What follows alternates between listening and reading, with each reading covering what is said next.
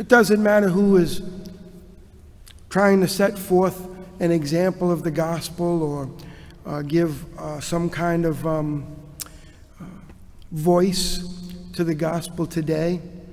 If someone comes around, he might, come and want to make a little speech or want come and do a little night of reflection or something like that. He might say some really great things. But we are people of the same generation. Don't try to think that we're different than the generation that Jesus is talking about. Because we are the ones, yeah, buts. We are yeah, buts. Oh yeah, he said some good things. But he's a recovering alcoholic, isn't he? Like there's something wrong with that.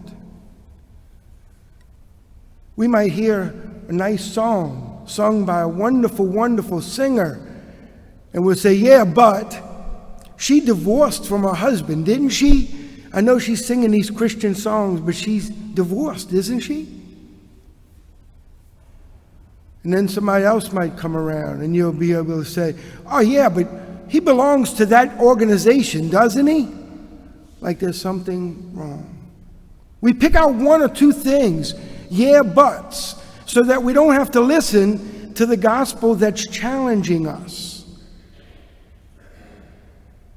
We want to keep free of that. And that's what they were doing with John the Baptist and Jesus. And Jesus was recognizing this yeah, but mentality. Oh, John the Baptist, he was preaching some wonderful things. He was stirring up the fire in my heart. But, man, he don't eat or drink. He eats locusts and lives out in the desert. He's not one of us. And then Jesus comes and he's sitting with us, tax collectors and sinners, eating and drinking, his buddies around. Yeah, he's a drunkard. Yeah, but how do we deal with things that challenge us, with the gospel that challenge us?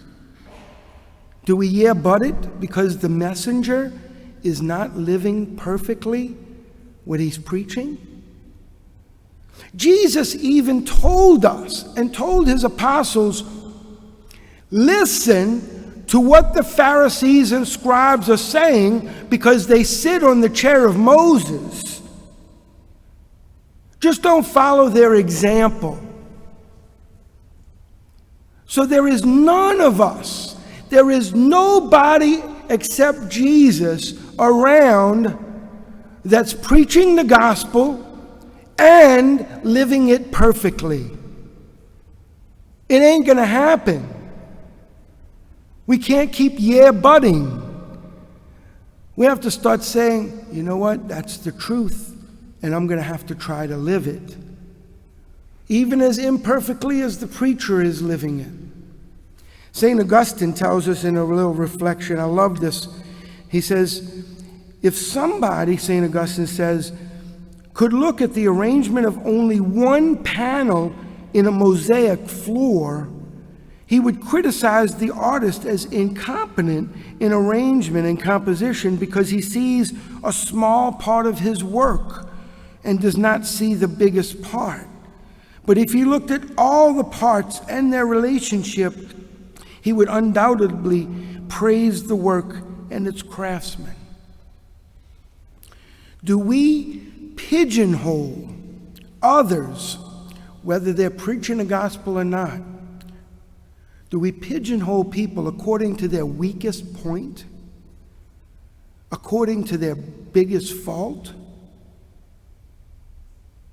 And do we keep from living what they're saying to us, even though it's the truth, just because of that little flaw? If that's the case, then we ain't got nobody to listen to. Not me, not Father Mike. And I could tell you some stories. Father Mike's got his flaws too.